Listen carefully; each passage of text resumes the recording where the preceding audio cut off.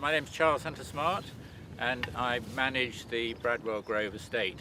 We farm now organically. We converted to organics 10 years ago, and initially we were looking entirely at the bottom line and at looking to reduce risk.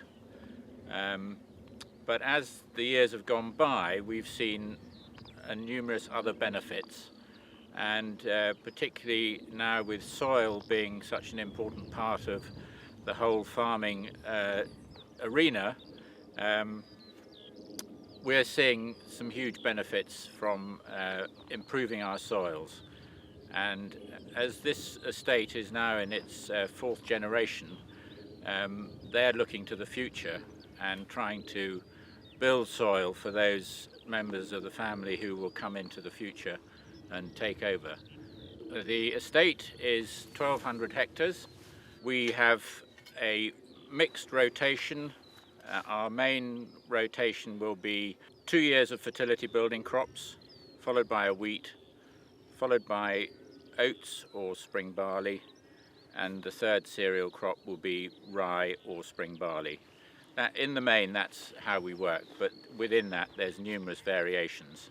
We have 95 suckler cows to make use of some of the grass, plus their followers and fattening stock. And we also are involved in a joint venture sheep enterprise, about 700 ewes, and through the spring, summer, their lambs as well.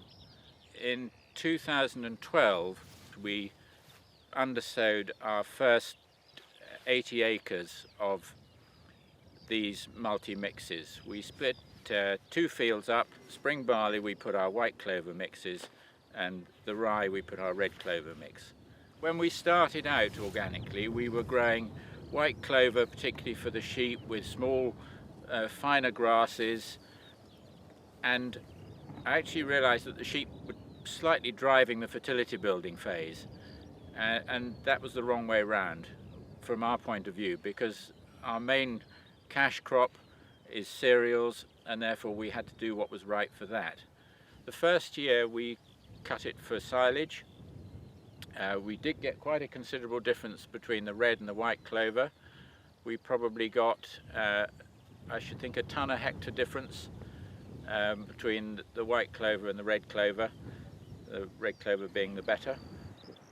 One of the advantages of growing these multi-mixes is that some things will work and other things won't, and it very much depends on the season, on how you've established it.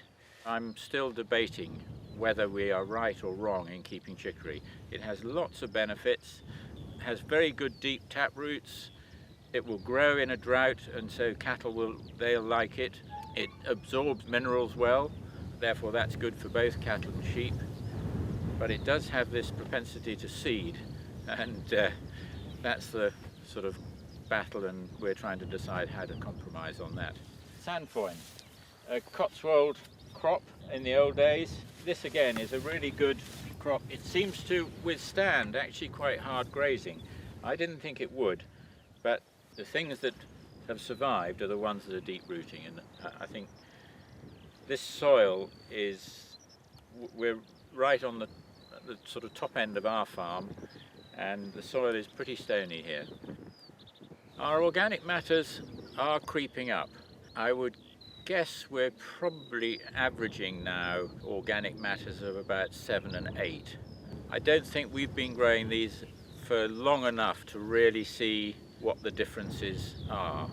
This will be the first crop of the mixes that we're taking out of production, so it'll be going into next year really to see whether we're going to see big differences or not. In the main, we're happy with what we're doing. We believe we're going in the right direction. Partly it's financial, why 2 years really is the thing that fits best from our point of view, because we can then get back into our cash crop growing the cereals. But from the soil's point of view, you could argue that actually 3 years is better, and it has the advantage of spreading the cost of these mixes. These mixes are much more expensive, but they do give you that diversity for grazing, they give you diversity of root development, and they also hedge your bets rather better, because you've got a mix of clovers, and if one thing doesn't like that particular season or doesn't do well, something else will. And we've learnt that as we've gone along, that actually the more stuff you can put in there, you are reducing your risk factor of it working or not working.